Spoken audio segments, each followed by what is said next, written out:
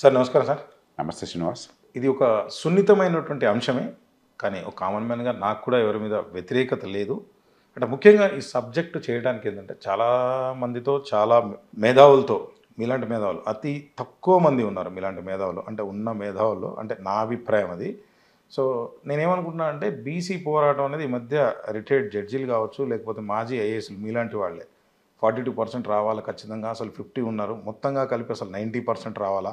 ఇలాంటి చర్చ మొత్తం కూడా జరుగుతున్నప్పుడు నాకు కొంత అవగాహన ఉన్నంత వరకు కామన్ మ్యాన్‌గా అఫర్మేటివ్ యాక్షన్ అని చెప్పి ఒకటి యూఎస్‌లో ఉంది. అంటే జాన్ కెన్నడీ అంటే గతంలో 60 సంవత్సరాలకు ముందు అప్పుడు అది పెట్టడం జరిగింది. జాతి వివక్షకు గురి అవుతున్నారు. అందరూ కూడా విద్యలో కావచ్చు, ఉపాధిలో కావచ్చు అవకాశాలు రావాలనే ఉద్దేశంతో ఈరోజు అది ట్రంప్ వచ్చిన తర్వాత 2025 రీసెంట్‌గా దాన్ని రద్దు చేయడం కూడా జరిగింది. అంటే ఫలితాలు మెరుగ్గా ఉన్నాయనేది వాళ్ళ ఉద్దేశం. ఖచ్చితంగా కొంత అది మీరు చెప్పాలా. సో మన దేశంలో 79 సంవత్సరాలు 80 అనుకుందాం రౌండ్ ఫిగర్‌గా. అంటే 80 సంవత్సరాలు అవుతున్నా, గడుస్తున్నా మరి ఆ ఫలితాలని మనం ఎందుకని సాధించలేకపోయామంటారు? అసలు బీసీ అంటే ఏంది? ఇదే అంటే దీంట్లో ఎక్కువ ప్రశ్నలుండవు ముఖ్యంగా. అంటే అసలు నిజంగా ఈ రిజర్వేషన్‌లు అవసరమా? ఒకవేళ ఈ 42% అనేది ఇస్తే ప్రతి ఒక్కరు వచ్చి షెడ్యూల్ 9లో పెట్టేస్తే ఇమ్మీడియేట్ అయిపోతది ఇది. తమిళనాడు అని ఒకరు చెప్తారు. 1992 ఇందిరా సహాని అని ఒకరు చెప్తారు. 340, 341 ఒకటి ఉందని చెప్తారు. 1951 15.4 ఆర్టికల్ ఆల్రెడీ ముందే అంబేద్కర్ గారు ఫస్ట్ అమెండ్మెంట్‌లో చేశారు. ఖచ్చితంగా ఇది అసలు ఇవ్వాల్సిందే అని ఒకరు అంటారు. ఇదంతా కూడా ఒక కన్‌ఫ్యూజన్‌కి దారితీస్తుంది. అసలు ఈ రిజర్వేషన్‌లు ఎందుకు? ఇది అవసరమా? దేశానికి ఏం జరగబోతుంది? అభివృద్ధికి దోహదమా? లేకపోతే రాజ్యాంగ స్వరూపాన్ని మార్చేటువంటి ప్రయత్నాలు ఏమన్నా జరుగుతున్నాయా? ఏం చెప్తారు మీరు? ముందుగా శ్రీనివాస్, మనది చాలా వైవిధ్యభరితమైన సమాజం. ప్రపంచంలో ఎన్ని కులాలు, మతాలు, భాషలు, ప్రాంతాలు, విభిన్న వర్గాలు, ఎక్కడ ఇంత సంక్లిష్టత ఉండదు.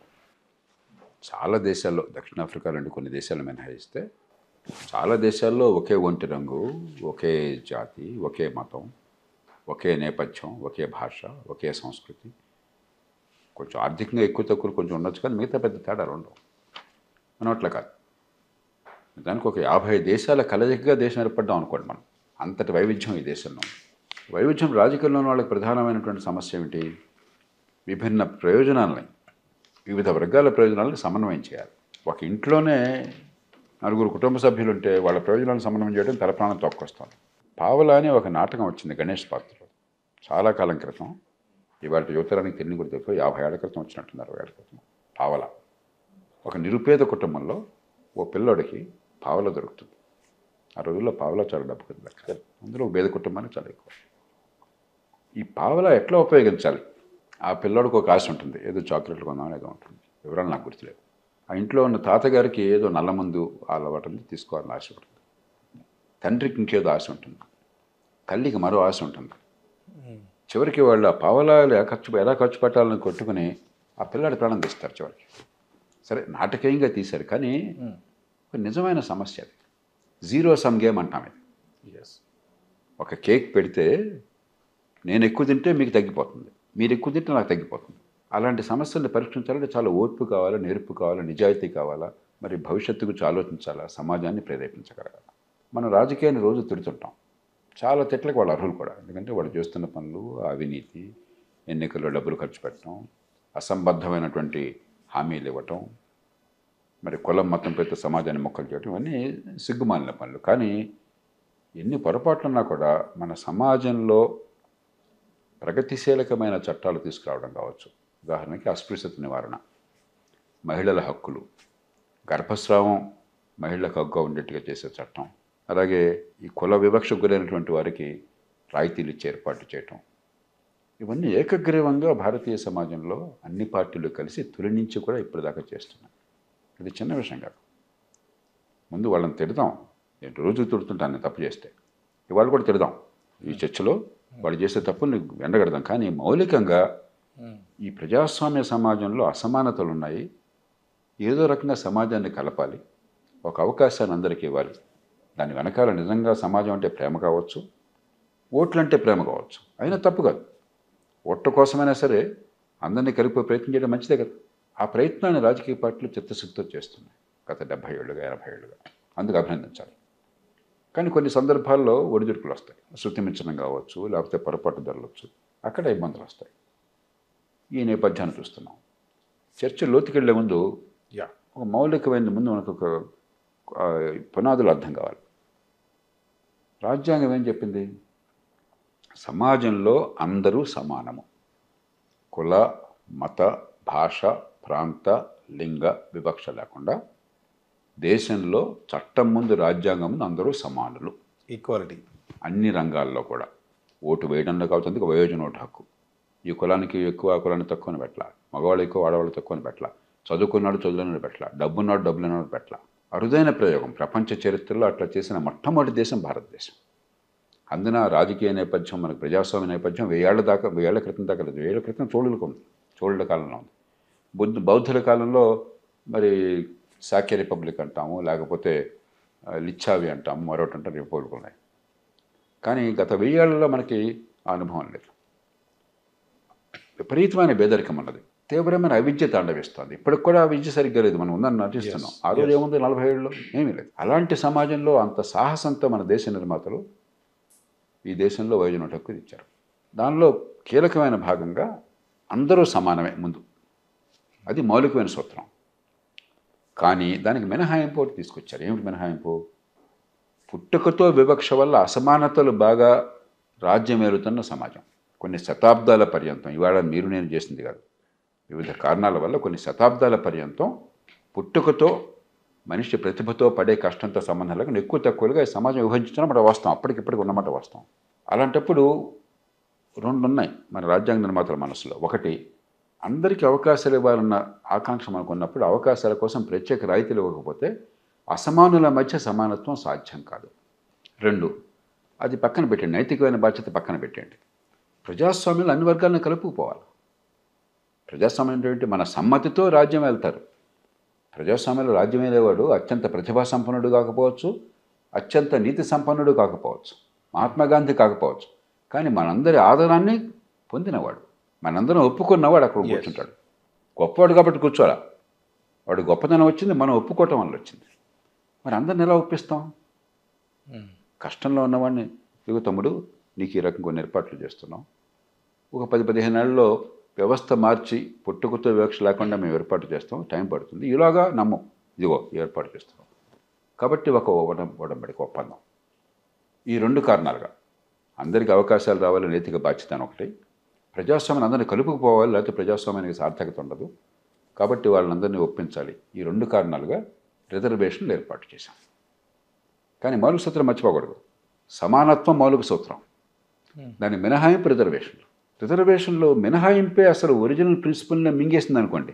ఉదాహరణకి మనకి సమాజంలో సామాన్య సూత్రం అంటే అందరికీ అర్థమయ్యే భాషలో, ఓ మనిషిని ఇంకో మనిషిని హత్య చేయకూడదు. హత్య భయంకరమైన పాపము, చట్టరీత్యా అత్యంత తీవ్ర నేరము, ఉరిశిక్ష పడిన నేరం. కానీ జనరల్ ఎక్సెప్షన్స్ అంటారు. ఓకే, వాడు మిమ్మల్ని చంపేస్తుంటే ఆత్మరక్షణార్థం, ప్రత్యేక పరిస్థితులు, ఇంకెవరినైనా చంపుతుంటే, బలాత్కారం చేస్తుంటే, లేకపోతే ఆమెను మానభంగం చేస్తుంటే, వేరే గత్యంతరం లేకపోతే, అప్పుడు తప్పనిసరి వాడిని చంపాల్సి వస్తే అది నేరం కాదు. ఈ మినహాయింపుని మనం రూలుగా పెట్టేసి ఎవరిని చంపినా నేరం కాదన్నా నాకు ఏమవుతుంది? సమాజం బతుకుతుందా? కాబట్టి మౌలిక సూత్రాలను మనం ఎప్పుడు కూడా మింగేయకూడదు. మినహాయింపుగా ఉండాలి. ఇది రాజ్యాంగ సూత్రం. ఏమైందంటే రాజ్యాంగం పెట్టినాడు డాక్టర్ బాబాసాహెబ్ అంబేద్కర్ కానీ ఇతర రాజ్యాంగ పెద్దలు కానీ ఏమనుకున్నారు? ఎందుకు 10 ఏళ్ళని పెట్టారు? అందరికీ ఎలాంటి పుట్టుక ఉన్నా, ఎలాంటి కుటుంబం అయినా కూడా మేధస్సు వికసించే ఏర్పాటు మనం చేయాలి, అది రాజ్యం పాత్ర. కానీ సమయం పడుతుంది, 10 ఏళ్లలో చేద్దాం. ఈ 10 ఏళ్లలోపు నీకు ఊరట కలగడానికి, నమ్మకం కలగడానికి ఇదిగో ఏర్పాటు అన్నారు. సార్ రాజ్యాంగంలో ఇది 10 సంవత్సరాలు ఉందా? 10 ఏళ్ళనే పెట్టారు. మొదట 10 ఏళ్ళనే పెట్టారు. 10 ఏళ్ళు ఎందుకు పెట్టారంటే 10 ఏళ్ళు కదా 15 ఏళ్ళు పెట్టారు. 10 ఏళ్ళు పెట్టారు. ఎన్ని ఏళ్ళు పెట్టారు? పరిమిత కాలం అని పెట్టారు. ఎందుకు పెట్టారు? ఈలోగా పుట్టుక వల్ల మీకు వివక్ష లేకుండా, పుట్టుక వల్ల నష్టపోకుండా ప్రభుత్వం చేయగలిగింది ఏంటి? శ్రీనివాస్, మీరు ఫలానా అమ్మాయిని పెళ్లి చేసుకుంటే ప్రభుత్వం మీకు చెప్పలేదు, మీ ఇష్టం. కులంలో చేస్తుంటారు, బయట చేస్తుంటారు, మీ ఇంగిత జ్ఞానమో మీ ఇష్టం, అంతే కదా. అలాగే నువ్వు ఇట్లాగే ఉండని చెప్పలేరు. కానీ ప్రభుత్వం చేయగలిగింది ఏంటి? వివక్ష పోవాలంటే ప్రభుత్వం చేతిలో ఉంది ఏంటి? అందరికీ పుట్టుకతో నిమిత్తం లేకుండా ప్రతిభ వికసించి ఏర్పాటు చేయగలం, అదే విద్యా నైపుణ్యం. సమాజంలో అందరికీ ఉపాధి అవకాశాలు కల్పించేందుకు తగిన రీతిలో ఆర్థిక వ్యవస్థను పెంచగలం, ఆదాయాలు పెరిగే అవకాశం ఉంటుంది. కులం వివక్ష చూపెడితే శిక్షించగలం, కులం పేరుతో అవమానిస్తే, దూషిస్తే, అశ్రుతిపడి తీసుకెళ్ళగలం. రాజ్యం చేతులు ఇవి ఉన్నాయి. కానీ శ్రీనివాస్ ఎవరిని పెళ్లి చేసుకుంటారు, ఎవరితో సఖ్యంగా ఉంటారు, ఎవరితో ప్రేమగా వెలుగుతారు, ఎవరు భుజం మీద చేస్తారు, అది మీ ఇష్టం.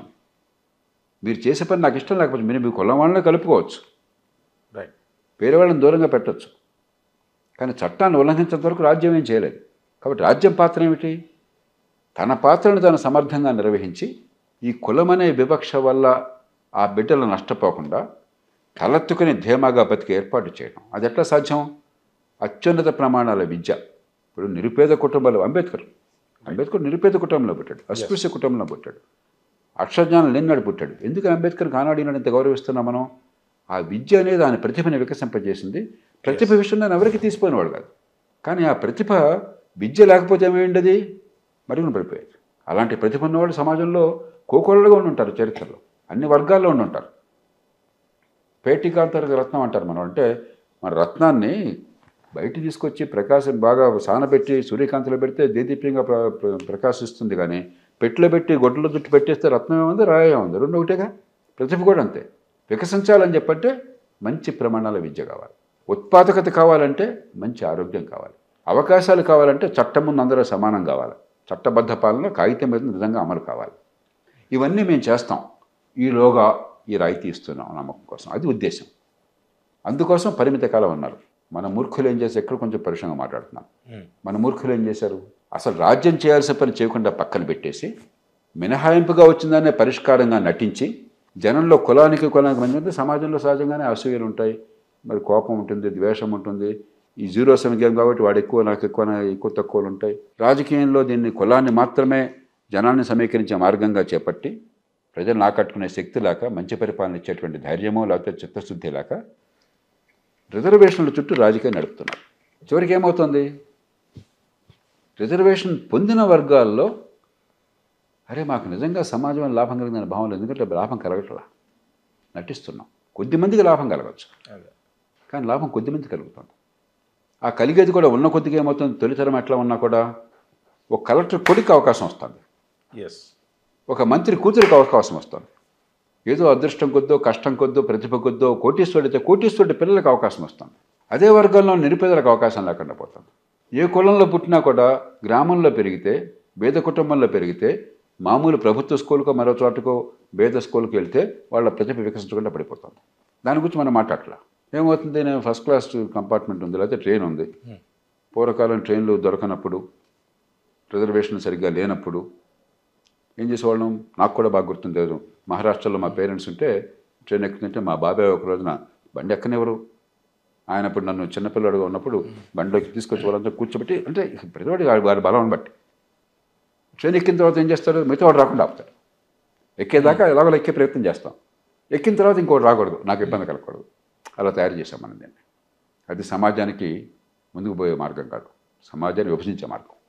అంటే అసలు ముఖ్యంగా అంటే అనేది ఏంటంటే సార్, బీసీలు అంటే ఎవరు? బీసీ అంటే ఇక్కడ చాలామంది ఏం మాట్లాడుతున్నారంటే బ్యాక్వర్డ్ క్లాసెస్ అని నాకున్నంత అవగాహన, కానీ ఏమంటే బ్యాక్వర్డ్ క్యాస్ట్ అని మొదలు పెట్టారు. అంటే అది అర్థం కానటువంటి అంశం. రాజ్యాంగంలో దళితులు ఆదివాసీలకేమో కులాలు, ఎందుకంటే కులం వల్ల అస్పృశ్యత వచ్చింది, ఎస్సీ ఎస్టీ కాబట్టి కులాలు ప్రత్యేక రైతులు కల్పించారు, జనాభా ప్రాతిపదికన కల్పించారు పరిమితి కాలమైనా కూడా. మిగతా వర్గాలు ఏమన్నారంటే social and educationally backward. Okay. కాబట్టి రాజ్యాంగం ఏంటంటే సామాజికంగా విద్యాపరంగా వెనుకబడ్డ తరగతులు అన్నారు. అది రాష్ట్రాలకు వదిలేశారు. నిజానికి ఎస్సీ ఎస్టీ అన్నదేమో జాతీయ స్థాయి రాష్ట్రాలకు మొట్టమొదటి నుంచి వర్తించింది. రాష్ట్రాలకు వదిలేస్తే కొన్ని రాష్ట్రాలు మనకి రాజ్యాంగం రాకమనిపై కొన్ని అమలు చేశారు. ఉదాహరణకు దక్షిణాది రాష్ట్రాల్లో మెడ్రాస్ ప్రెసిడెన్సీ ఉన్నప్పుడే ఈ సెల్ఫ్ రెస్పెక్ట్ మూవ్మెంట్ ఇలాంటివి ఆత్మగౌరవ నినాదంతో వచ్చిన ఉద్యమాలు వచ్చినాయి. జస్టిస్ పార్టీ లాంటి వారు కొన్ని వర్గాలకు రైతులు ఏర్పాటు చేశారు. అలా కొన్ని రాజ్యాల్లో కూడా ఏర్పాటు చేశారు. తర్వాత 1980ల దశకం చివరిలో విపి సింగ్ గారు ఆయన ప్రధానమంత్రిగా ఉండగా అంతకుముందు నిద్రాణంగా పడిన మండల్ కమిషన్ రిపోర్ట్ని బయటపెట్టి జాతీయ స్థాయిలో కూడా రిజర్వేషన్ ప్రతిపాదన తీసుకొచ్చారు. అప్పుడు దేశంలో గందరగోళం అయింది. చివరికి దేశం అంతా అంగీకరించింది. అన్ని పార్టీలు అంగీకరించినా ఏకగ్రీవంగా దేశంలో చట్టం చేశాం. అంచేత ఎవరు విద్యాపరంగా సామాజిక వెనకబడ్డారని చెప్పన్నది ప్రామాణికంగా నిగ్గు తేల్చాలి. ఓకే. మనకేమవుతుంది? మండల కమిషన్ రిపోర్టే మీరు చూడండి. జంధ్యం వేసుకున్న 3 వర్గాలు తప్ప వాళ్ళ దృష్టిలో బ్రాహ్మణులు, క్షత్రియులు, వైశ్యులు. నిజానికి ఈ 3 పేర్లతో 3 కులాలు ఉంటాయి. ఎస్ ఎస్ అంటే వర్ణ వ్యవస్థ. కొన్ని వందల కులాలు మిగతా పేర్లతో ఉంటాయి. కరెక్ట్. మిగిలిన వాళ్ళంతా శూద్రులంతా వెనకబడ్డ తరగతి అని చెప్పి ఒక మౌలికమైన సూత్రం వాళ్ళ దృష్టిలో. ఎస్. అందుకని మీరు మండల కమిషన్ నివేదికలో చూస్తే రాష్ట్రం వారీగా ఒక్కొక్క రాష్ట్రంలో ఒక్కొక్క కులాలు ఉంటాయి. అన్ని చోట్ల ఒకే కులాల పేర్లలో వృత్తి సుమారుగా అలాంటి కావచ్చు, కానీ పేర్లు రకరకాలుగా ఉంటాయి. కొందరికి కుల వృత్తి అంటూ కూడా ఉండదు. చాలా వెనుకబడ్డ తరగతి ఉన్న వాళ్ళు కుల వృత్తి కూడా ఉండదు. అందరూ వ్యవసాయం చేసుకుంటారు, ఏదో పని చేసుకుంటారు. కానీ దానికి ఒక కులం పేరు పెట్టేసాం, ఏ కారణం పెట్టారో పక్కన పెడదాం. దాంతో ఏమైంది, ఈ 3 కులాలు తప్ప వీడు కూడా వీళ్ళంతా ట్వైస్ బాల్ అనమాట, ద్విజులు వీళ్ళంతా. ఈ జంజం వేసిన మళ్ళీ పుడతారు అని చెప్పి దానికి ఏదో అది వదిలేదు మనకు అనవసరం. అది మిగతా వాళ్ళంతా కూడా శూద్రులు. అదే దళితులు అయితే అసలు కుల వ్యవస్థలోనే భాగం కాదు, పంచములు. నాకు బాగా గుర్తుంది, జాషువా గారు, గుర్రం జాషువా గారు మహాకవి, గొప్ప స్రష్ట, కవితా స్రష్ట. ఆ జాషువా గారిది గబ్బిలమో దానిలోనో లేకపోతే ఫిర్దౌసియో, దాని నుంచి కొన్ని పద్యాలు మాకు చిన్నప్పుడు స్కూల్లో ఉన్నాయి. మాకు కవి పరిచయం ఉండేది పద్యాలు సంకలనం ఉన్నప్పుడు. దానిలో ఒక వాక్యం వచ్చి, రాసినవాడు బుద్ధి ఉండి రాశాడా లేదా అనాలోచనగా రాశాడా అలవాటు ప్రకారం రాశాడు చూడండి. జాషువా పంచముడైనను గొప్ప పండితుడు కవి. పంచముడైనను గొప్ప పండితుడు కవి. ఏం భాష పెట్టాడు అక్కడ, ఏం మాట్లాడుతున్నాడు? పంచముడైనను అంటే ఈ సమాజంలో అలాంటి మూర్ఖపు ఆలోచనలు పుట్టుకని బట్టి నిర్ణయించేదాను. అలా పుట్టినా కూడా ఈయన కవేనే అని ఒప్పుకుంటున్నాడు అనమాట. అంతేగాని అసలు ఈ కులం ఏంటి, మనం తెచ్చిపెట్టుకున్న మూర్ఖత్వం ఏంటి, పుట్టుకతో ప్రతిభ ఉంటే అది వికసిస్తుందని చెప్పి నాకు అవగాహన లేదు. అలాంటి సమాజంలో అప్పటికి ఇప్పుడు కొన్నాం, క్రమక్రమంగా సరళతున్నా కూడా. ఈ నేపథ్యంలో అన్ని కులాలు పెట్టేసరికి ఏమైంది, కొన్ని రాష్ట్రాలు, మీరు తమిళనాడు తీసుకోండి, లేకపోతే కర్ణాటక తీసుకోండి, దాదాపు అన్ని కులాలను చేర్చేశారు. ఈ సోకాళ్ళు అగ్ర కులాలను 2-3 మినహాయిస్తే జనాభా మొత్తం చేర్చి ఇంత రిజర్వేషన్ అన్నారు. 70%. కర్ణాటకలో నిజంగా బలమైన కులాలు, ఇక్కడ మన తెలుగు రాష్ట్రాల్లో బాగా బలమైన కులాలు అని చెప్పంటే రెడ్డి, కమ్మ, వెలమ, కాపు, అందరూ ఒప్పుకునే కులాలు కదా, బలంగా ఉండే కులాలు అని చెప్పిన రాజులు, ఈ 5 కుటుంబాలు.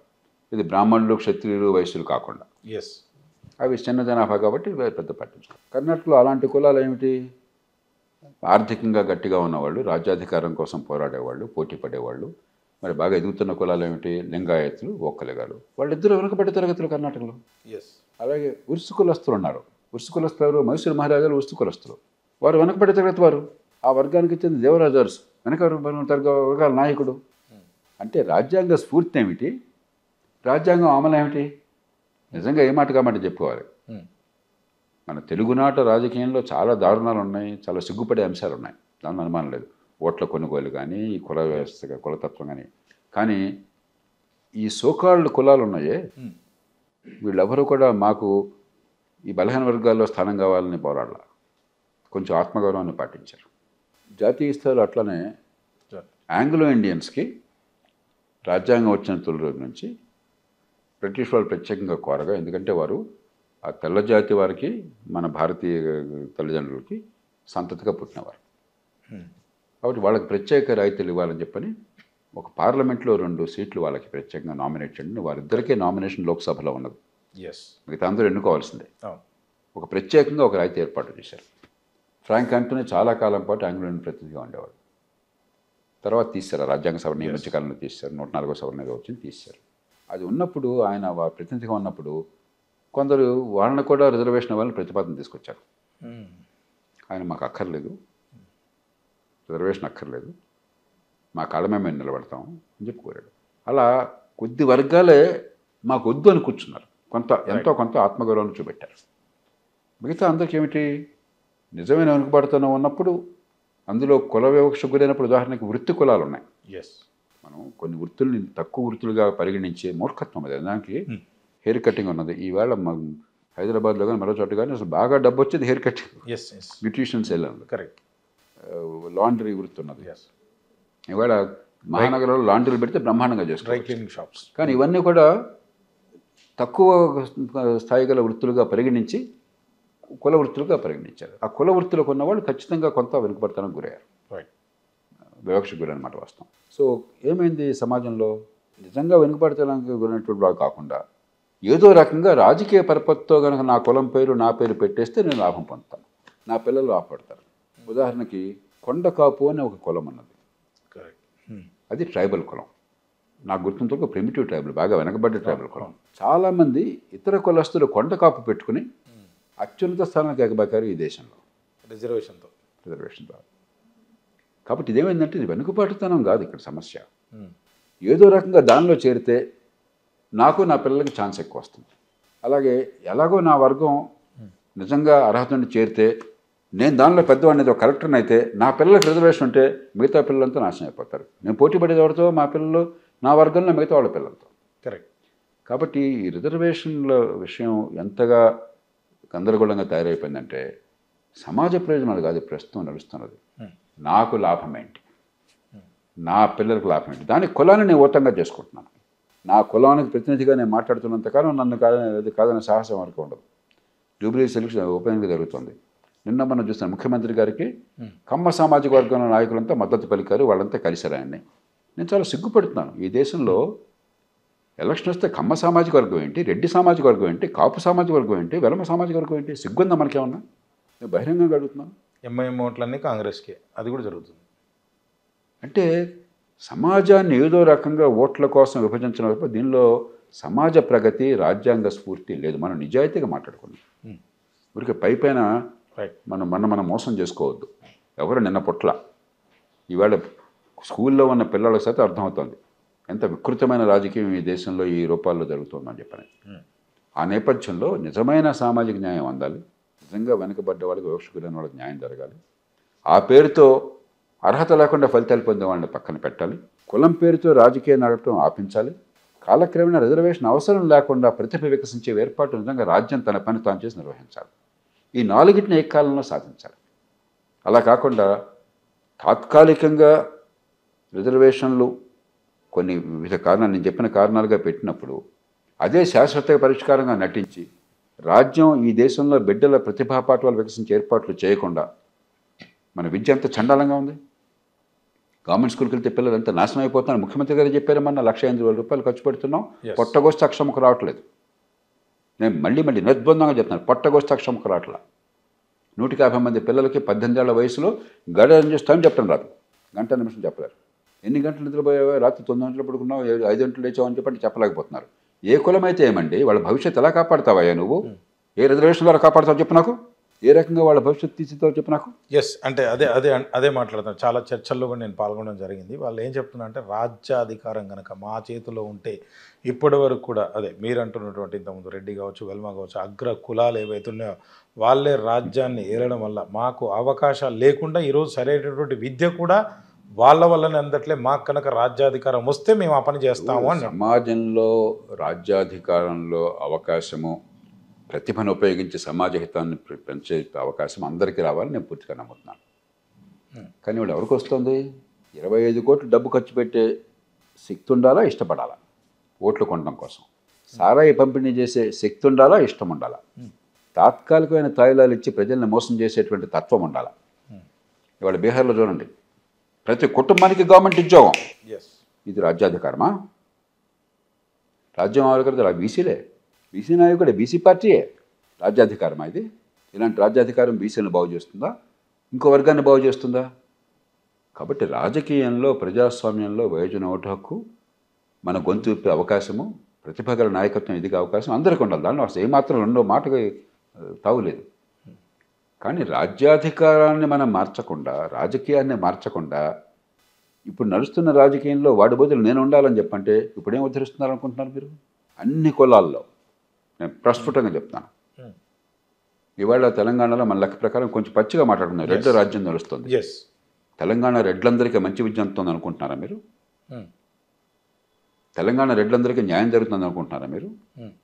కులంతో నిమిత్తం లేకుండా ఇప్పుడు నా దగ్గరికి, మీ దగ్గర వచ్చే ముందు ఇద్దరు నా దగ్గరికి వచ్చారు వేరువేరుగా.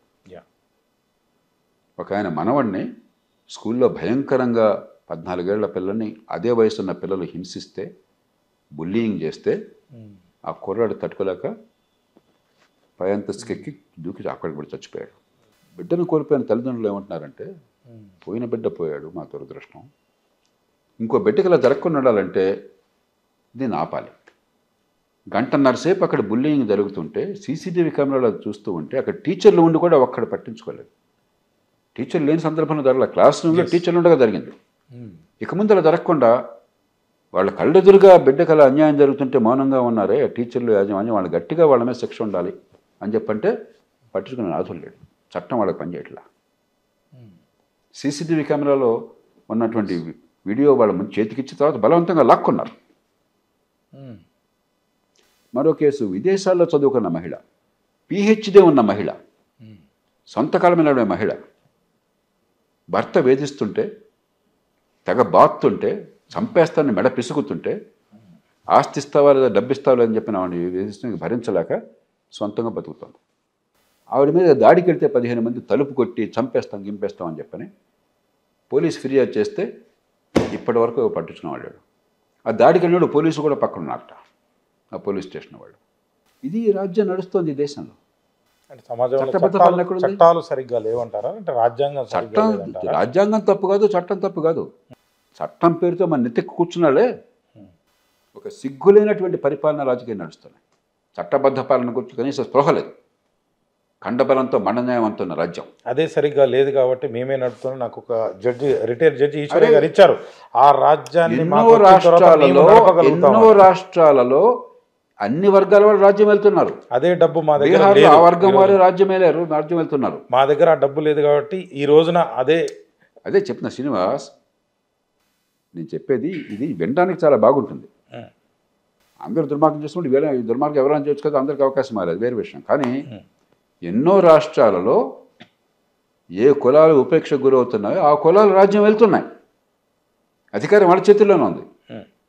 అక్కడ చట్టం ఇక్కడలాగా చట్టుబండలాగానే ఉంది. కాబట్టి రెండు విషయాలు కలపద్దు. రాజకీయాన్ని కుళ్ళు పట్టించాం. రాజకీయం పేరుతో ఆటవిక రాజ్యాన్ని నడుపుతున్నాం చాలా రాష్ట్రాల్లో. అది ఈ కులానికి పరిమితం కాదు, ఆ కులానికి పరిమితం కాదు.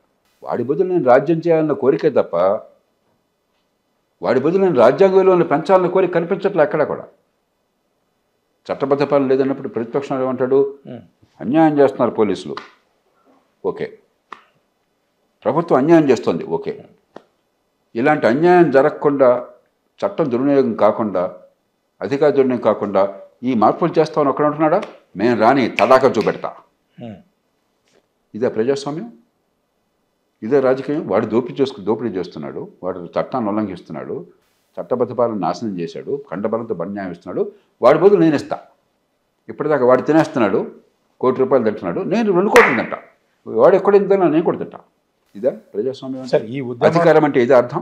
ఈ ఉద్యమాల్లో పనిచేస్తుంది నార్మల్ పీపుల్, కామన్ మ్యాన్లు ఇట్లాంటి వాళ్ళే కాదు. ముఖ్యంగా మీలాంటి ఐఏఎస్లు ఉన్నారు, ఐపీఎస్లు ఉన్నారు, బాగా చదువుకున్న వాళ్ళు ఉన్నారు, జడ్జిలుగా పనిచేశారు, చట్టసభల్లో కూడా పనిచేశారు. వాళ్ళే ఇట్లా మాట్లాడి జనాల్ని కన్ఫ్యూజ్ చేసి రాజ్యాంగ మౌలిక సూత్రాలనే ఇట్లా చేస్తూ ఉంటే ఏం చేద్దామంటారు? ఏం చెప్తారు? 3 విషయాలు పరిష్కారం ఏంటంటే 3 విషయాలు. నిజంగా మనసులో చాలామందికి వేదన ఉండదు. నేను మీతో అంత ఆగ్రహంగా మాట్లాడాను, కొంతమందికి అన్యాయం జరుగుతుందంటే దీన్ని ఏదో మార్చాలని కోరుకుంది. మనసులో వేదన ఉంటే మన మార్గం ఖచ్చితంగా శరణుకోబోకండి. మనసులో చిత్తశుద్ధి వేరు, దానికి హేతుబద్ధమైన, ఆచరణ సాధ్యమైన, ప్రజాస్వామ్యబద్ధమైన, రాజ్యాంగబద్ధమైనటువంటి పంథాన్ని ఎంచుకోవటం వేరు. అది ఒక సమస్య. రెండోది, మన దేశంలో కులము, మతము, ప్రాంతము, కొన్ని సందర్భాల్లో భాష అనగానే మనకు పూనకం వచ్చేస్తుంది. ఇంత వైవిధ్యభరితమైన సమాజంలో అంత గందరగోళం. నా కులానికి నన్నాడు రావడం కానీ మనకు అంత పౌరుషం వచ్చేస్తుంది. నా మతం రానగానే పౌరుషం వస్తుంది. నా భాష అనగా కొన్ని సందర్భాల్లో భాషను పెద్దగా మనం తెలుగు అసలు పట్టించుకోరు, అది కొంతమందికి వస్తుంది. నా ప్రాంతం అనగానే ఆంధ్ర తెలంగాణ చూసాం కదా ఎంత పౌరుషం వస్తుంది. ఇది సహజం. నేను నానాడే చెప్పాను, రాష్ట్ర విభజన అప్పుడే నా మీద విపరీతంగా వచ్చి 2 ప్రాంతాల నుంచి వచ్చింది. సమైక్యాంధ్ర ఉండాలని వాదించని చెప్పిన ఆంధ్ర ప్రాంతం వాళ్ళు, తెలంగాణ చేయమని చెప్పిన తెలంగాణ ప్రాంతం వాళ్ళు. నేను అప్పుడు చెప్పాను, ఇప్పుడు చెప్తున్నాను. అరే బాబు, మనం కావాలని కోరుకుంటే రాష్ట్రాలను ఏర్పాటు చేసుకోవచ్చు, దాని రాజ్యాంగాన్ని ఏర్పాటు ఉన్నది, సామరస్యంగా ఏర్పాటు చేసుకున్నాం, పద్ధతి ప్రకారం ఏర్పాటు చేసుకున్నాం. అంతేగాని రాష్ట్ర విభజన అద్భుతాన్ని సృష్టించదు. ఇట్స్ నాట్ ఏ పెనేషియా నేను అన్నమాట. అది ఉపద్రవము కాదు. ఆంధ్ర ప్రాంతం వాడు ఉపద్రవం అని, తెలంగాణ వాడు అద్భుతం అని చెప్పని మనం మోసం చేసుకుంటున్నాం అని. ఆనాడు ఇద్దరు వ్యతిరేకించారు. ఉపద్రవం కాదంటున్నారు, వాళ్ళ కోపం వచ్చింది. అద్భుతం కాదని వీళ్ళ కోపం వచ్చింది. ఇవాళ చెప్పండి, ఒక్కడంటే తెలంగాణలో అద్భుతం అని, ఒక్కడంటే ఆంధ్రప్రదేశ్ చెప్పండి ఉపద్రవం అని. కాబట్టి విసరల్ యాటిట్యూడ్స్ వచ్చేస్తాయి. ప్రైమార్డియల్ లాయల్టీస్ అంటాం. నా కులము, నా వర్గము, నా ప్రాంతము, నా మతం అనగానే పూనకం వచ్చేస్తుంది. అది దానికి చాలా కొద్దిమంది అతిథులు. 3, సొంత ప్రయోజనం మనం ఎంతో కొంతమంది ఆలోచిస్తారు. నాకు లాభం ఏంటి, నా పిల్లల లాభం ఏంటి, నాకు లాభం కోసం చేస్తున్నా అంటే వినేవాడు ఉండడు. సమాజం కోసం చేస్తానంటే దేశభక్తి అయిపోతుంది. నేను తూర్పుగోదావరి జిల్లా కలెక్టర్గా ఉండగా ఇంకో రకమైన భక్తి చూపెట్టారు వాళ్ళు. 2 పట్టణాలు ఉన్నాయి అక్కడ, పెద్ద పట్టణాలు ఆ రోజుల్లో, కాకినాడ, రాజమండ్రి. ఇంకా వేరే మున్సిపాలిటీ కూడా 4-5 లక్షలు ఉన్న పట్టణాలు ఆ రోజుల్లోనే. 2 పట్టణాల్లో కూడా నిరసనలు, ఉద్యమాలు, నిరాహార దీక్షలు, సత్యాగ్రహాలు. మళ్ళీ గాంధీ గారి పేరు, గాంధీ గారి పద్ధతులు. ఎందుకట? టెలికాం డిపార్ట్మెంట్ ఆఫీస్ ఎక్కడ ఉండాలని, కాకినాడలో ఉండాలి, రాజమండ్రిలో ఉండాలి. వీళ్ళు కాకినాడ భక్తి చూపెట్టారు, మేము చాలా వీర భక్తులు మా ఊరి కోసం ఉన్నారు. వాడు రాజమండ్రి భక్తి చూపెట్టారు, వీర భక్తులు మా ఊరి కోసం ఉన్నారు. ఇద్దరు మూర్ఖులే. నేను పిలిచి పట్టేశాను, బుద్ధి ఉందా మీకు? ఏమైనా ఫోన్లు కావాలని కోరుకోవాలి, కానీ బోడీ ఆఫీస్ ఎక్కడుంటే మీకేం కావాలిగా? బుద్ధి జ్ఞానం ఉందా అని ఆ చెప్పేటువంటి ధైర్యం నాకున్నది, కాస్త కూస్తే విశ్వసత ఉన్నది, దీని ఇంగిత జ్ఞానం వాళ్ళకు ఉంది కాబట్టి నోరు మూశారు. లేకపోతే దాన్ని పెద్ద ఉద్యమంగా మార్చేస్తాం మనం.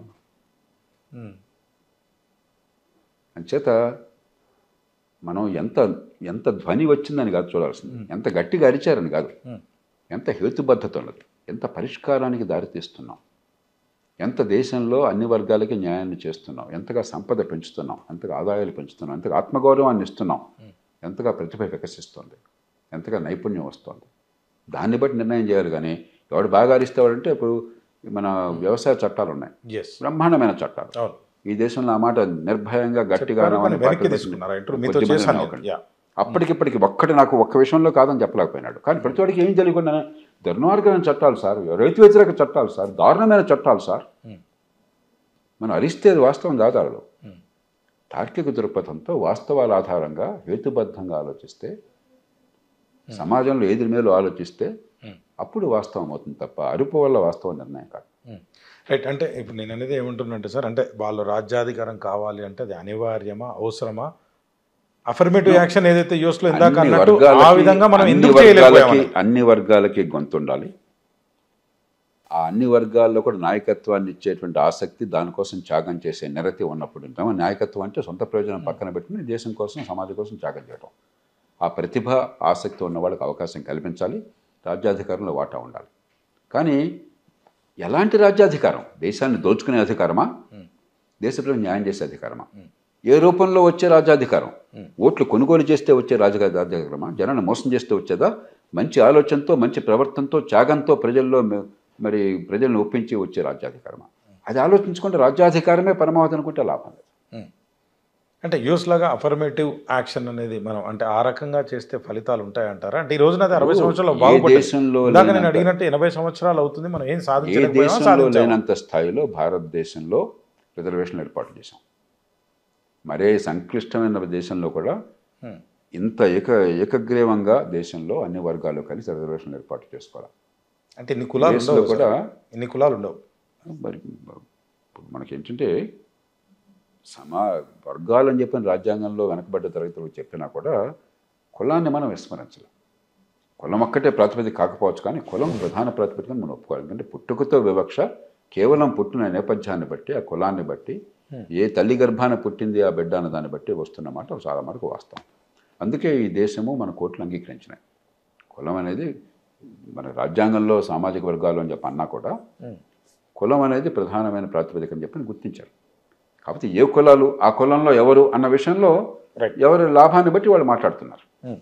ఏ రకంగానో అన్ని రకాలుగా అగ్రస్థానంలో కూడా మేము వెనకబడ్డామని చెప్పుకోవడం చాలా గొప్ప ఫ్యాషన్ అయిపోయింది. మేము వెనకబడలేదు, ఎదుగుతున్నామని గర్వంగా చెప్పుకునే బదులు నేను ఎంత వెనకబడ్డానని చెప్పుకుంటే అంత గొప్ప రాజనీతిగా చలామణి అవుతున్నారు. అలాగా ఆ వర్గాల్లో, వెనకబడ్డ వర్గాల్లో కూడా అన్నీ ఉండి దాన్ని పొందేసి కులం పేరు వాడుకొని మిగతా వాళ్ళందరినీ సరికొప్ప పెట్టడం అలవాటు అయిపోయింది. అంటే ఇప్పుడు ఈ ప్రశ్న ఎందుకు అడుగుతున్నాను సార్, ఇప్పుడు పాలక వర్గం కావచ్చు, అంటే తెలంగాణ రాష్ట్ర ప్రభుత్వం అనాలి సార్, పేర్లు చెప్తాను నేరుగా, టీఆర్ఎస్ కావచ్చు, బీజేపీ కావచ్చు, కాంగ్రెస్ కావచ్చు, ఇతరత్ర పార్టీలు, అన్ని పార్టీలు కలిసి కూడా ఈ బీసీ ఉద్యమానికి మద్దతు ఇస్తున్నాయి. అంటే వాళ్ళకి తెలిసి చేస్తున్నారా, తెలియక చేస్తున్నారా, ఎందుకు చేస్తున్నారా అర్థం కాదు. విషయాల్లో కాదు అన్నవాడికి ఓట్లు పోతాయి. ఓట్లు కోరేవాడు నోరు మూసుకొని మనసులో ఏమన్నా ఒక మాట అంటాడు. ముఖ్యమంత్రి గారికి 50% రిజర్వేషన్లు ఖచ్చితంగా సుప్రీంకోర్టు పరిమితి పెట్టింది, దాన్ని ఆపలేమని తెలీదా? ఆయన చుట్టూ ఉన్న మంత్రులకు తెలీదా? ఈ దేశాన్ని ఇంతకాలం పాలించిన, స్వాతంత్రాన్ని తీసుకురావడంలో కీలక పాత్ర వహించిన కాంగ్రెస్ పార్టీకి తెలీదా? ప్రతిపక్షాలకు తెలీదా? జాతీయ స్థాయిలో పరిపాలన చేస్తున్న బీజేపీకి తెలీదా? అంటే జనాల్ని పిచ్చోళ్ళు చేస్తున్నట్టు ఏం నిజమే చెప్తారు తలకాయ జేపీ అని గారు? అందరికీ తెలుసు, తెలియక కాదు. ఉమ్, మనకెందుకు కాగలకాలం గంధర్వులు చేస్తారు. ఈ మధ్యకాలంలో ఏంటవుతుందంటే రాజకీయంలో విభిన్న ప్రయోజనాలని సమన్వయం చేసే శక్తి లేక, చాతుర్యం లేక, నిజాయితీ లేక, చిత్తశుద్ధితో ప్రజలకు చెప్పడం ఒకటి. రెండోది ప్రజలకు ఆచరణలో చూపెట్టాలి. ఇది కాదు మార్గం, మరో మార్గం ఉంది, మీ అందరికీ మంచి విద్యుత్తుగా అందిస్తున్నా చూడండి మీరు. ఈవేళ నిరుపేద బిడ్డ, బలహీన వర్గాల బిడ్డ, దళిత బిడ్డ, లేదా మరొకరు వర్గంలో బిడ్డ, ఆడైనా మగైనా డబ్బున్న వాళ్ళతో కోటీశ్వరులతో పోటీ పడగలుగుతుంది చూడండి, చూపెట్టారనుకోండి, అప్పుడు మీ మాటకు విలువ వేరే రకంగా ఉంటుంది. మరి విద్యలో ఆ పని ఆరోగ్యం- చేయకుండా, ఉమ్, ఆ నైపుణ్యాన్ని అవ్వకుండా, అవకాశాలు కల్పించకుండా, చట్టం ముందు అందరినీ సమానంగా చేయకుండా, ఈ మాటే అంటే మనకి ఓటు పడుతుంది, అనకపోతే ఓటు పడదని చెప్పిన భయంలో మునిగిపోయారు. అంటే విద్యలో ఆరోగ్యంలో ఓట్లు లేవంటారా? ఏం చెప్తారు జేపీ గారు? నా దృష్టిలో ఉన్నాయి, ఉమ్, కానీ విద్య ఒక కలం పోటుతో వచ్చేది కాదు కదా. ఉమ్, ఒక 30,000 కోట్లు ఖర్చు పెట్టానంటే కలం పోటుతో వచ్చింది. జనం డబ్బు నాదేం పోయా, అత్తసా మల్లుడి దానం చేస్తాడు. ఉమ్, తనది కాకపోతే కాశీ దాకా దిగుతా అన్నట్టు వాడవడం. మన డబ్బు కదా, పన్నుల డబ్బు మంది కదా, అలా అప్పుల భారం మన మీద కదా పడేది, వాడదేముంది. ఉమ్, కానీ విద్య అంటే విద్యా ప్రమాణాలు పెరగాలి, అంటే బుద్ధి వికసించాలి దానికి బోర్డంత ప్రయత్నాలు జరగాలి. ఉమ్, అది ఎక్కడ ఆసక్తి ఉందండి? ఉమ్, మీరు 1400 మంది ఇన్స్పెక్టర్లను పెట్టి ముఖ్యమంత్రి గారు సదుద్దేశంతో విద్యా వ్యవస్థ ఎట్లా ఉందో పర్యవేక్షిస్తాము, ఇన్స్పెక్షన్లు చేస్తాము, బాగు చేసే ప్రయత్నం చేస్తామంటే ఈనాడు బాగు చేయడానికి, ఇన్స్పెక్ట్ చేయడానికి మేము ఒప్పుకోమని చెప్పి అంటున్నారా? రైట్. అంటే చివరిగా జేపీ దానికి గారు ఎదురు తిరిగే ధైర్యం లేదా ఈ ప్రభుత్వాలకి? అలాంటి పరిస్థితులు విద్య ఎట్లా వస్తుంది? విద్య ఒక కలంపోటుతో, ఒక జీవోతో రాదే. ఉమ్, విద్యను అందించేందుకు బోళ్ళంత పద్ధతి కావాలి, దాన్ని గట్టిగా అమలు చేయాలి, దీర్ఘకాలం అమలు చేయాలి. ఆ ఓపిక లేదు, ఆ చేస్తారని నమ్మకం ప్రజలకు లేదు. కాబట్టి ఈ చిట్కాలు, ఒక జీవో సంతకం పెట్టాను, అయిపోయింది, రిజర్వేషన్ అయిపోయింది, మరొకటి ఇచ్చాను, అయిపోయింది, ఈ పని అయిపోయింది, మీ సాగు మీరు రావండి. అది పరిపాలనగా చలామణి అవుతుంది దేశంలో. రైట్. అంటే ఇదే అంశానికి సంబంధించి గతంలో చాలా సందర్భాల్లో 42% సంబంధించి ముస్లిం ఉండాలా ఉండొద్దా ఇవన్నీ మాట్లాడేసాం, అయిపోయింది. కానీ అంటే జేపీ గారు కావచ్చు, ఎఫ్టీఆర్ కావచ్చు, అంటే దీనికి పరిష్కారంగా ఏం సూచిస్తుంది? అంటే ఏం చేయాలంటారు? ఏం చేస్తే బాగుపడతామంటారు? కొన్ని సామాన్య ప్రాతిపదికలు కావాలి చర్చకి. సుప్రీంకోర్టు ఒక నిర్ణయం చేసింది. ఎందుకని మొట్టమొదటి నేను చెప్పాను ఏమని, ఎస్, అందరికీ సమానమైన హక్కులు, చట్టం ముందు అందరూ సమానం, మౌలికమైన సూత్రం. ఎస్, మినహాయింపుగా మన దేశం ఉన్న ప్రత్యేక పరిస్థితుల్లో కొంతకాలం పాటు కొన్ని వర్గాలకి మినహాయింపు మౌలిక సూత్రాన్ని మింగేయకూడదు. అప్పుడు మౌలిక సూత్రం లేదు ఇంకా. రైట్. అందుకని దాన్ని గమనించి రెండుకి సమన్వయం చేయడం కోసం 50% అని పెట్టారు. రైట్. ఈ దేశంలో ఏకాభిప్రాయం చాలా గొప్ప విషయం ఇది. ఇంత సంక్లిష్టమైన సమాజంలో 50% ఏకాభిప్రాయం ఆషామాషి కాదు. రాజ్యాంగంలో ఉందంటారా 50%? సుప్రీంకోర్టు ఇలాంటి అంశాల్లో సుప్రీంకోర్టు తీర్పు రాజ్యాంగం ఉన్నట్లు లెక్క. Okay, 1992 this is constitution. దాని నుంచి బయటకు వెళ్ళే అవకాశం లేదు. Hmm. అందులో ఇది సబబైనటువంటిది. కొన్ని సుప్రీంకోర్టు కూడా తప్పులు చేసింది. ఉదాహరణకి న్యాయమూర్తులు మేమే నియమించుకుంటాం అంటున్నారు. అది కూడా ప్రస్తుతానికి రాజ్యాంగం కింద లెక్క. కొత్తగా వచ్చే ప్రధాన న్యాయమూర్తి కూడా ఇది రాజ్యాంగంలో అంతర్భాగం, పూర్వం ఎలా రాశారని అబద్ధాలు ఆడాడు. అబద్ధం అది, అది వాస్తవం కాదు. పూర్వం రాజ్యాంగంలో ఎవరు రాయాలి అట్లాగా. అంబేద్కర్కి ఆ మాత్రం ఇంగిత జ్ఞానం లేకుండా అనుకుంటే తలపడడం, చాలా ఆలోచనతో రాశాడు. కొలీజియం సిస్టమ్ ఉన్నది మనకి. ఇప్పుడు వీళ్ళు పెట్టుకున్నారు. కానీ ప్రస్తుతానికి దాన్ని రేపు పొద్దున మార్చేంత వరకు దాన్ని మనం సాధించాలి. అక్కడ ఏకాభిప్రాయం లేదు. ప్రజల్లో ఉన్న అమాయకత్వాన్ని ఆసరాగా చేసుకుని న్యాయమూర్తులు మేము దేవుళ్ళు మమ్మల్ని పుట్టించారు, మేము స్వయంభూలము, మమ్మల్ని మేమే సృష్టించుకుంటామని చెప్తున్నారు. ప్రపంచంలో ఇవంతా ఎక్కడా ఉండదు ప్రజాస్వామ్యంలో. కానీ అయినా కూడా మనం అంతర్యుద్ధం చేయట్లేదే, తుపాకీ పట్టు నడట్లేదు వాళ్ళ వెనకాల.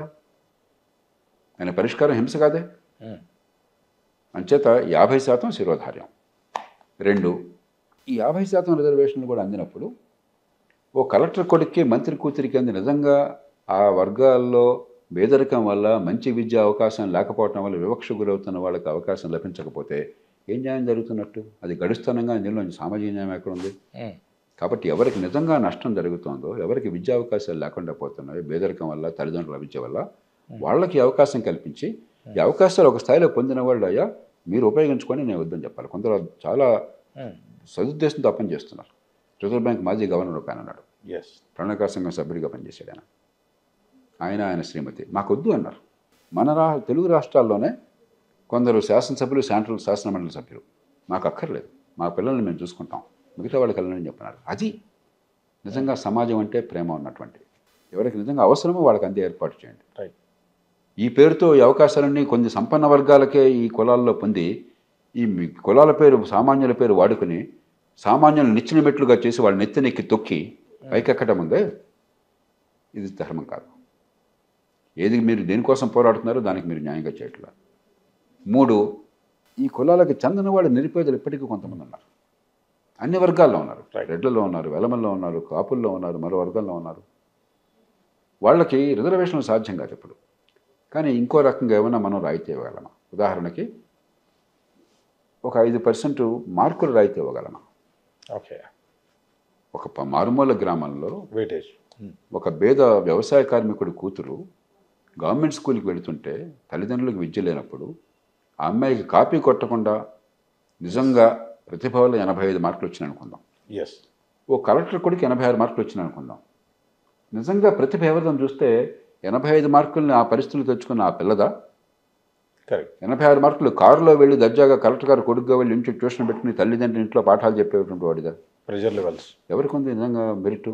కరెక్ట్. దాన్ని మన వ్యవస్థ గుర్తించట్లా. మెరిట్ అని మాట్లాడేవాళ్ళు మెరిట్ నిజంగా మెరిట్ చూడట్లేం. మనం అబద్ధం ఆడుతున్నాం, ప్రివిలేజ్ చూస్తున్నాం. కాబట్టి కొంత వెయిటేజ్ ఇవ్వగలం. అలాంటి కొన్ని రకరకాల పద్ధతులు అన్వేషించవచ్చు. ఇవన్నీ ఎంత చేసినా కూడా నిజమైన సమస్య పరిష్కారం కాదు. నిజమైన పరిష్కారం అంబేద్కర్ ఏ రకంగా గొప్పవాడైనాడు? రిజర్వేషన్లు అయినాడా? సామాన్య కుటుంబాల నుంచి వచ్చిన వాళ్ళు, మారుమూల స్కూళ్ళల్లో గ్రామాల్లో చదువుకున్న వాళ్ళు ఎంతమంది ప్రపంచానికి అద్భుతమైనటువంటి సేవ చేయలేకపోయినారు? చేయలేదు. ఎలా వచ్చారు వాళ్ళంతా? కొంతమందికి మంచి ప్రమాణాల విద్య ఎప్పుడైతే అబ్బిందో, ప్రతిభ ఏ ఒక్క కులం సొత్తు కాదు. ప్రతిభని దేవుడైన వాడు ఉంటే దేవుడు లేదా ప్రకృతి సమాజంలో అందరికీ కాస్త అటు ఇటుగా సమానంగా పంచింది. ప్రతిభ ఏ ఒక్కటి సొత్తు కాదు. కులం మీరు రాసుకున్నది, మూర్ఖంగా కృత్రిమంగా పెట్టుకున్నది. ప్రతిభ సహజంగా ప్రకృతి ఇచ్చింది, అది అందరికీ ఉంది. కానీ ఆ ప్రతిభ వికసించే అవకాశం లేకపోతే మానవాళి పనిచేయదు. జంతువులకి వేరే ట్రైనింగ్ అక్కర్లా, విద్య అక్కర్లా. ప్రతి జంతువు కూడా ప్రకృతి ఏమి ఇచ్చిందో అది ఉపయోగపడేస్తుంది. మనుషులకు అట్లా కాదు, వివిధ కారణాల వల్ల. ఇప్పుడు దానిలోకి వెళ్ళే సమయం లేదు. జీవ పరిణామంలో మనకు వచ్చిన మార్పుల వల్ల 14-15 ఏళ్ళు మనిషిని సాకాలి, మేధస్సు వికసించాలి, శరీరం వికసించాలి, ప్రకృతి ఇచ్చిన ప్రతి పాఠాలు వికసించాలి.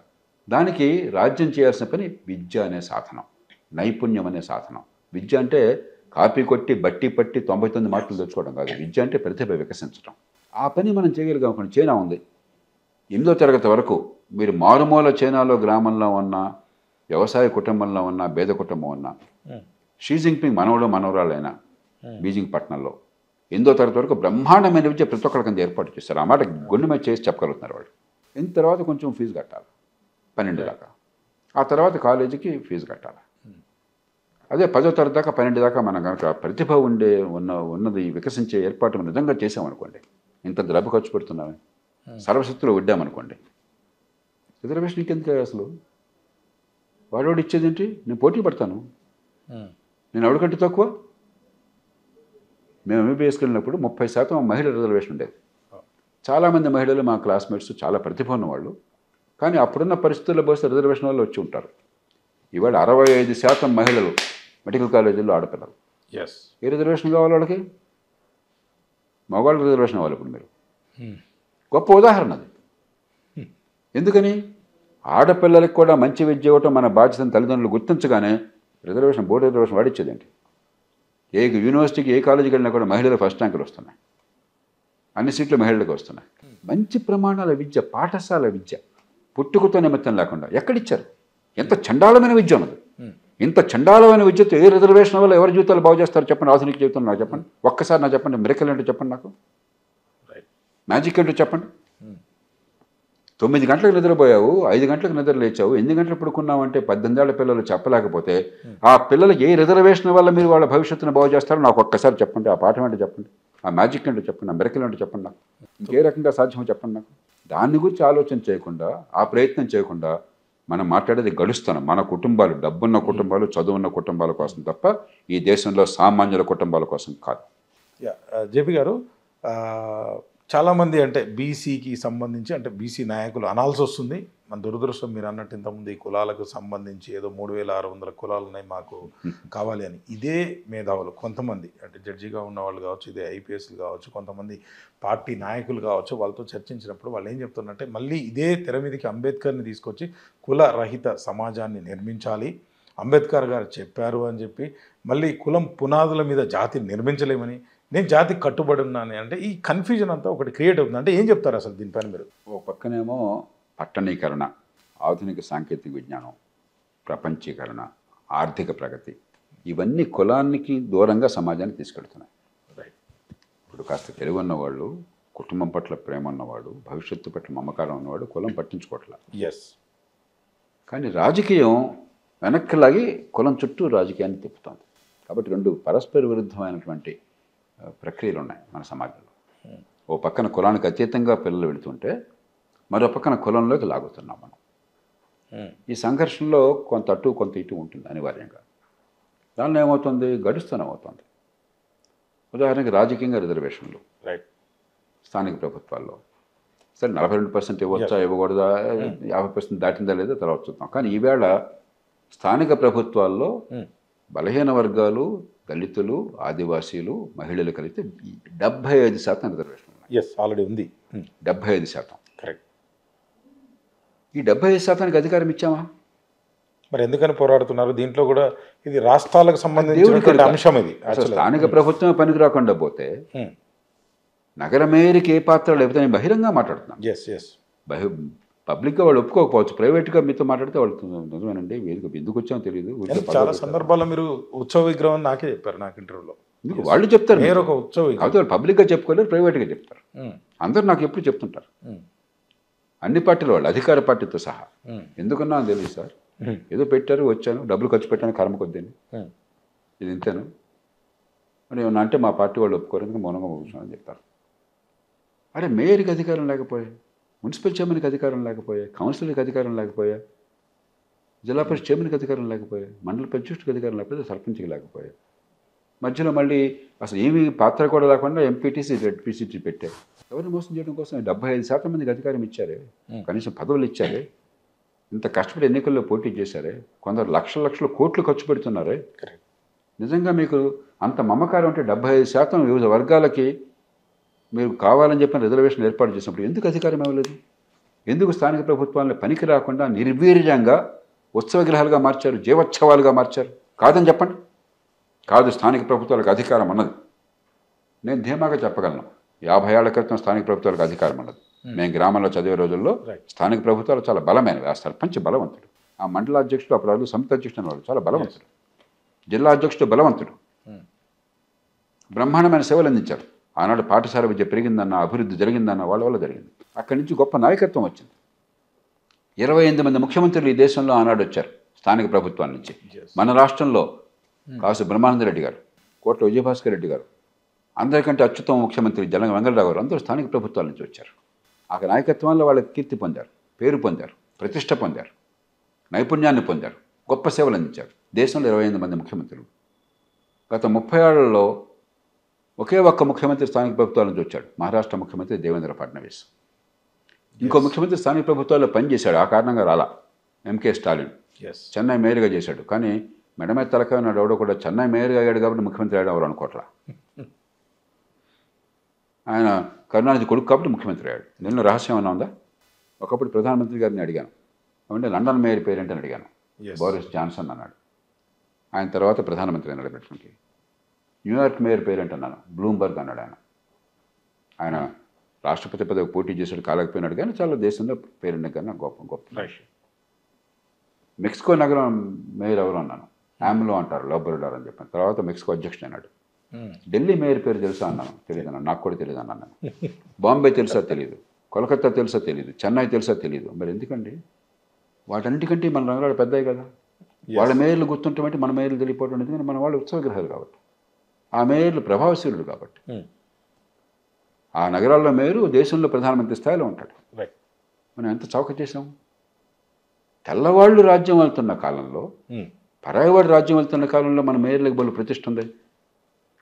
జవహర్లాల్ నెహ్రూ అలహాబాద్ మేయర్, సుభాష్ చంద్రబోస్ ముందుగా కమిషనరు కలకత్తా నగరానికి, తర్వాత Calcutta mayor, Chittaranjan Das Calcutta mayor, Babu Rajendra Prasad Patna mayor, Vallabhbhai Patel రేపు 150వ జన్మదినోత్సవం Ahmedabad mayor, C Rajagopalachari Salem municipal chairman, Prakasam Pantulu Rajahmundry municipal chairman. గొప్పగా అక్కడ పనిచేసి కీర్తి పొంది ఉన్నతస్థాయికి ఎదిగారు. అంటే వాళ్ళకి ఒక్కడికి అధికారం ఉంది ఇప్పుడు. దానికి ఎందుకు గొడవ అసలు? ఎవరిని రామాడుతున్నావు? ఏంటి రామాడుతున్నావు? ఎందుకు ఇవన్నీ లింగులింగమంటే పదవులు? డబ్బులు ఖర్చు పెట్టించి వాడు ఏదో ఆ కారుకి ముందు ప్లేట్ రాసుకుంటాడు, ఎక్స్ ఎంపీటీసీ, ఎక్స్ జెడ్పీటీసీ, లేకపోతే ప్రజెంట్ జెడ్పీటీసీ. అందుకోసం రాజ్యాంగబద్ధంగా రాసుకోవచ్చు అంటారా? సరే, అది వేరే విషయం. ప్రతివాడు లైట్ పెట్టుంటాడు. నేను ఏ పదవులు ఉన్నా మొట్టమొదటి నేను కారు లైట్ తీసే కార్యక్రమం చేసేవాడిని. మా డ్రైవర్ కూడా పెట్టేవాడు. ఏంటి సార్ ఇది? బుద్ధి ఉందా ఉన్నా, మనకి ఎందుకు పెట్టాలి ఇది? ఏ రకంగా ఇది? మన రాజ్యాంగాన్ని, మన చట్టాన్ని మనం అవమానిస్తే ఎట్లా అనేవాడిని. రాజ్భవన్లో అంటే రాజ్భవన్లో కార్లన్నిటికీ ఎంబలం ఉంటుంది, నేషనల్ నెంబర్ ఉండదు. నేను తీసి పారేశాను. చాలామంది ఏమి మనకున్న సౌకర్యం ఒకటి. ఏం సౌకర్యం అయ్యా? రాజ్భవన్ కారు మార్కెట్కి వెళ్ళి మాంసమో కూరలో కొంటుంటే అక్కడ ఈ నేషనల్ ఎంబ్లంతో వెళ్ళాలనా? అందుకే నేషనల్ ఎంబ్లం, మన ఎంబ్లం మనం గౌరవించుకోమా, మన యాంథమ్ని గౌరవించుకోమా, మన ఫ్లాగ్ని మనం గౌరవించుకోమా అని చెప్పి నేను గట్టిగా పట్టుబట్టాను. మన దేశంలో ఒక పిచ్చి, ఒక ఉన్మాదం. ప్రతివాడికి గుర్తింపు కావాలి. గుర్తింపు కావాలంటే ఎంబ్లం ఉన్న కారులో ఉండాలా, కారుకు లైట్ ఉండాలా, ముందు వెనక మంది మగాదులు ఉండాలా. ఇందాక నా కారు వెళ్తుంటే 10 నిమిషాలు ఆపేశాడు. ఎవడో వస్తాడట, చివరికి వాడు రాలేదు. ఆ మూర్ఖుడు ఎవడో నాకు తెలియదు. వాడు వస్తున్నాడు, మనందరి కార్లు ఆపేస్తారు. ఇది ప్రజాస్వామ్యం. ఇందుకోసం ఈ పదవులు ప్రజలకు సేవ చేయడం కోసం కాదు. వాడికి ముందు వెనక పైలట్ నుండి మనం అంతా ఎర్ర గంగళపల్ల పన్ను కట్టేవాళ్ళంతా ఎర్ర గంగళపల్ల చూస్తుంటే వాడు వెళ్ళటం కోసం తప్ప ఈ దేశంలో పదవులు ఈ దేశ ప్రజలకు న్యాయం చేయడం కోసం అయితే దేశం ఎట్లా ఎందుకు తగలడుతుంది? ఇంత అద్భుతమైన పనులు చేస్తే విద్య ఎందుకు ఉంటుంది? చట్టబద్ధ పనులు ఎట్లా ఎందుకు ఉంటుంది? వర్షం వస్తే వరదలు ఎందుకు వస్తాయి? హైదరాబాద్లో ట్రాఫిక్ ఇంత నరకంగా ఎందుకు ఉంటుంది చెప్పండి నాకు ఒకసారి. ఇవన్నీ స్థానిక ప్రభుత్వాలు చేసిన పనులు కదా. ఏం చేస్తున్నారట? ఆ బోడి పనికి ఈ గొడవ అంతా ఏంటి? ఈ డ్రామా అంతా ఏంటి? అసలు విషయం మర్చిపోయారేంటి? అసలు పరిపాలన కోసమా? స్థానిక ప్రభుత్వాలు అనేది ప్రజలకు సేవలు అందించడం కోసమా? పదవుల్లో కూర్చొని ఊరేగడం కోసమా? రైట్. అంటే ఇక్కడ ఇంకొక అంశం ఉంటుంది సార్. అంటే ఇటీవల ప్రభుత్వం ఒకటి జీవో నెంబర్ 9 అంటే అదైతే ప్రస్తుతానికి ఆపారు. సో ఒకటి రిలీజ్ చేసింది. సో స్థానిక ప్రభుత్వాలు ఆల్రెడీ మీరు చెప్తున్న ప్రకారం కావచ్చు, నిజంగానే 75% ఆల్రెడీ ఉంది. మళ్ళీ దీంట్లో 40% అని పెట్టారు. ఇది స్థానికంగా రాష్ట్ర ప్రభుత్వాలకి హక్కు ఉంది రాజ్యాంగం ప్రకారం మీరు చెప్పినట్టుగా. సో మరి ఆ ఎలక్షన్ని మళ్ళీ ఆపి మళ్ళీ 42% కావాలి అంటే దాని అర్థం ఏంది? మీరు చెప్తున్నట్టుగా వాళ్ళకి ఎటువంటి అధికారాలు కూడా లేవు, రాజ్యాధికారం కావాలన్నారు. దేనికోసం? ప్రజల్ని బేవకూఫులు చేయడం కోసం మార్గాలు తప్ప పరిపాలన బాగు చేయడానికి కాదు, సాధికారత కోసము కాదు. నాకు నిష్కర్షగా ఈ మాట చెప్తున్నా, నిష్కర్షగా చెప్తున్నా. ఎక్కడ మీరు స్థానిక ప్రభుత్వాలు అధికారం ఇచ్చారో అని చెప్పండి. ఒకవేళ అధికారం ఇస్తే రాజ్యాధికారం ఇదే 42%కి జేపీ అంగీకరిస్తారంటారు. అంటే ఒక మేధావిగా ఏం చెప్తారు? రాజ్యాంగం ఒప్పుకోదు. ఫస్ట్ ఆఫ్ ఆల్ పార్టీలుగా మీరు 50%కి ఇచ్చుకోండి, 90%కి ఇవ్వండి, ఎవరు కాదనేవాళ్ళు. ఎవరు పోటీ చేస్తారనేది మీ ఇష్టం, ఎవరు ఎన్నుకుంటారనేది ప్రజల ఇష్టం. కానీ బలవంతంగా ఈ వర్గం వారు రావాలని దానికి 50% పరిమితి పెట్టింది రాజ్యాంగం సుప్రీంకోర్టు ద్వారా. That's all. దానికి వేరే ప్రత్యామ్నాయం లేదు. అంటే వీళ్ళందరూ పీపుల్స్ రిప్రజెంటేటివ్ యాక్ట్ని ఎందుకని మర్చిపోతున్నారు అంటారు? అంటే ఏం చెప్తారు మీరు దానికి? దీనిలో రిప్రజెంటేషన్ పీపుల్ యాక్ట్ కాదు, రాజ్యాంగంలోనే పెట్టారు. రిజర్వేషన్లు చట్టం ద్వారా మీరు తీసుకురాలేరు, రాజ్యాంగం పరిధి లోపల ఇవ్వాలి. రాజ్యాంగం అతిక్రమించే చట్టం పని. రాజ్యాంగం సర్వోన్నత చట్టం, దానికి లోబడి చట్టం ఉండాలి, చట్టానికి లోబడి నియమాలు ఉండాలి, నియమానికి లోబడి మీకు ప్రభుత్వ ఆదేశాలు ఉండాలి. ఎస్. కానీ నాకు ఇదే ఒకటి, జస్టిస్ ఈశ్వర్ గారితో ఒక ఇంటర్వ్యూ రీసెంట్గా చేసినప్పుడు తను ఏం చెప్పారంటే, షెడ్యూల్ 9లో కనుక మనం ఇది ఇంప్లిమెంట్ చేసి రాజ్యాంగాన్ని కనుక మళ్ళీ అమెండ్మెంట్ కనుక మనం చేయగలిగితే ఖచ్చితంగా ఏ న్యాయస్థానం ఇచ్చిన తీర్పులు కూడా అడ్డం రావు అని చెప్పారు. చేయగలిగితే ఇవన్నీ జరిగే పనులు కాదు. సుప్రీంకోర్టు దానికి కూడా చెప్పింది. 9th షెడ్యూల్లో పెట్టినప్పటికి కూడా అది రాజ్యాంగబద్ధమా కాదా, రాజ్యాంగ మౌలిక సూత్రాలకు విరుద్ధమా కాదా నుంచి అధికారం మాకుందని వారు చెప్పారు. కానీ అంటే ఒక జస్టిస్గా పనిచేసినటువంటి వ్యక్తి అట్లా చెప్పడంలో అర్థం ఏందంటారు? ఏం చెప్తారు? అంటే ఆయన నేను కించపరిచే విధంగా మాట్లాడట్లా, కొంత కన్ఫ్యూజన్ ఉంది. న్యాయమూర్తులు ఎవరి భావాలు వారికి ఉంటాయి. న్యాయమూర్తులను మాత్రం చేత సర్వజ్ఞులు కాకపోవచ్చు, వారు చెప్పిన తుదివాక్యం కాకపోవచ్చు. సుప్రీంకోర్టు ఒకసారి తీర్పిస్తే తర్వాత మళ్ళీ పొరపాటు చేసిన వాళ్ళు చెప్పుకుంటారు. నాకు అర్థం కాదు ఏంటంటే తీర్పులు కూడా ఫేవర్గా వస్తాయని చెప్పారు. నాకు అర్థం కాదు. అంటే మీరు గతంలో చెప్పినట్టు రంజన్ గొగోయ్ స్టేట్మెంట్ ఒకసారి న్యాయస్థానాల్లో ఏదో న్యాయం జరగదు అంటే లేట్ అవుతుంది అనేది పక్కన పెట్టండి. అంటే ఎట్లా మన భారతదేశ న్యాయ వ్యవస్థను కూడా నమ్మలేటువంటి స్థితిలో మనం ఉన్నాం అంటావా? ఏం చెప్తారు మీరు? మనం ఇప్పుడు న్యాయ వ్యవస్థలో చాలా లోపాలు ఉన్నామంటే వాస్తవం. కానీ న్యాయ వ్యవస్థ ఉంది, దాని ఔన్నత్యాన్ని పెంచాలి, మరింత స్వతంత్రంగా ధైర్యంగా పనిచేసే ఏర్పాటు చేయాలి, అంతమంది సామర్థ్యాన్ని పెంచాలి, వేగాన్ని పెంచాలి, నిజాయితీని పెంచాలి తప్ప న్యాయ వ్యవస్థను చంపేస్తే మనకు ఉపయోగం లేదుగా. దేశం అరాచకత్వం వస్తుంది, పడుతున్నవాడిదే బర్రె అవుతుంది, ఖండబలం ఉన్నవాడే రాజు అవుతాడు. అంటే ఎలక్షన్ కమిషన్ కూడా ఒకటి చేసింది సార్. అంటే గవర్నర్ యొక్క ఆమోదం లేకుండా కూడా షెడ్యూల్ని స్థానిక ప్రభుత్వాలకైతే రిలీజ్ చేసేసింది. అంటే అట్లా చేయొచ్చు అంటారా? ఎట్లా జరుగుతుందంటారు ఇది? అంటే చట్టాలని వక్రీకరించడం అంటారా? గవర్నమెంట్లకు సంబంధం లేకుండా కూడా ఎలక్షన్ కమిషన్ ఇలా చేయొచ్చు అంటారా? రీసెంట్గా తెలంగాణ ప్రభుత్వానికి సంబంధించి ఏం చెప్తారు మీరు? నిబంధనలు చూస్తే కానీ నేను చెప్పలేను. యా. మామూలుగా ఏంటంటే రాష్ట్ర శాసనసభ ఎన్నికలు గవర్నర్ ఆమోదంతో షెడ్యూల్ విడుదలవుతుంది. స్థానిక ప్రభుత్వాల ఎలక్షన్ గురించి మాట్లాడుతున్నారు. రాష్ట్ర శాసనసభ రాష్ట్ర ప్రభుత్వం ఎన్నికలు. Yes yes. లోక్సభ ఎన్నికలు ఎస్. రాష్ట్రపతి నోటిఫికేషన్ జారీ చేస్తారు. ఎగ్జాక్ట్. అది ప్రతి పోలింగ్ బూత్కి పంపిస్తారు కాగితం మీద. ఈ రోజులో పోలింగ్ బూత్కి కాగితం పంపించక్కర్లా. పూర్వకాలం ఇంకేవే పద్ధతులు లేవు కదా. ఈ రోజు ఒక క్షణంలో అంతా ఎన్నిక ఎప్పుడుందో పల్లెటూరులో సామాన్యులు చెప్పేస్తున్నాడు. టీవీలో వస్తుంది, పేపర్లో వస్తుంది, చర్చ అయిపోతుంది, సోషల్ మీడియాలో వస్తుంది. కానీ ఒక ప్రక్రియ ఉండదు. మరి స్థానిక ప్రభుత్వాలకి నేను ఇప్పుడు ఆఫ్ హ్యాండ్ కూడా చెప్పడం కష్టం. కాబట్టి చట్టంలో కనుక గవర్నర్ నోటిఫై చేయాలి అని చెప్పంటే గవర్నర్ సంతకం పెట్టాలి. అలా కాకుండా గవర్నర్ తరఫున ప్రభుత్వం నిర్ణయించవచ్చు, లేకపోతే కమిషనర్ నిర్ణయం చేయొచ్చు, లేకపోతే ఎన్నికల సంఘం నిర్ణయం చేయొచ్చు అని చెప్పిన రాజ్యాంగంలో చట్టంలో ఉంటే వారు పెట్టేయచ్చు. కాదు నేను అది చూస్తే కానీ చెప్పలేను. యా. ఇంకొక ముఖ్యమైనటువంటి అంశం ఉందండి. అంటే ఇన్ఫోసిస్ నారాయణమూర్తి గారు తెలుసు మీకు, సుధామూర్తి గారు కూడా తెలుసు. సో వీరిద్దరూ అంటే కుల గణన జరిగే దాంట్లో అయితే మేము అది చెయ్యము అన్నప్పుడు సిద్ధరామయ్య గారు ఒక మాట అన్నారు, బృహస్పతి. వాళ్ళకేం అర్థం కాదు. ఇందులో జేపీ గారు కూడా ఉన్నారు. జేపీ గారు కూడా అంటే మీరే. సో దీనికి నేను నా ఇష్టం నేను ఇవ్వను అనేది, సరే అది ఎవరి హక్కా ఏంట అనేది నాకు అర్థం కాల. అంటే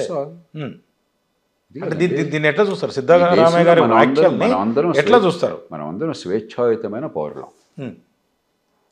గవర్నమెంట్ మన బాస్ కాదు. చాలా మందికి ఇది అర్థం కావట్లా. గవర్నమెంట్ మన బాస్ కాదు. గవర్నమెంట్లకు మనం బాసులం. ఓటేసేది మనం, పన్నులు కట్టేది మనం, నిర్దిష్టమైన చట్టాలకు మనం లోబడి ఉంటాం. ఉదాహరణకి గవర్నమెంట్కి నేను బాసును కదా అని చెప్పని ట్రాఫిక్ రూల్స్ వైలేట్ చేస్తానంటే సమాజం నష్టపోతుంది కాబట్టి ఒక చట్టం చేశాం. ఆ చట్టంలో ఉల్లంఘిస్తే జరిమానాను శిక్ష ఏర్పాటు చేశాం. అలాగే గవర్నమెంట్ నాకు బాసులు కాదు, నేను బాసును కదా అని చెప్పి నేను కొడతానని చెప్పంటే మిగతా వాళ్ళకి అన్యాయం జరుగుతుంది కాబట్టి ఒక చట్టం చేశాం. ఇంకొకటి అన్యాయంగా కొడితే నన్ను శిక్షించి ఏర్పాటు చేశారు. ఆ మేరకు గవర్నమెంట్కి చట్టాన్ని ఉపయోగించి నన్ను శాసించే అధికారం ఉంది. కానీ ఇంకేది గవర్నమెంట్కి నన్ను శాసించే అధికారం లేదు. వాడేవాడు నన్ను శాసించడానికి, నేను వాడిని శాసించాలి నా ఓటు ద్వారా, నా గొంతు ద్వారా. వాడేవాడు శాసించడానికి. సుధామూర్తి గారు కానీ నారాయణమూర్తి గారు కానీ నేను ఎన్నో పాల్గొరు వాళ్ళ ఇష్టం. అంటే జేపీ గారికి సుధామూర్తి గారికి ఈ విషయం అర్థం కాలేదని సిద్ధరామయ్య గారు స్టేట్మెంట్ ఇచ్చారు. ఏం అర్థం కాలేదుట? అంటే మీకు అసలు ఈ కులగణన గురించి అర్థం కాలేదు ఇది అని. ఆయనకి రాజ్యాంగం అర్థం కాలేదు, నేను స్టేట్మెంట్ ఇస్తున్నాను.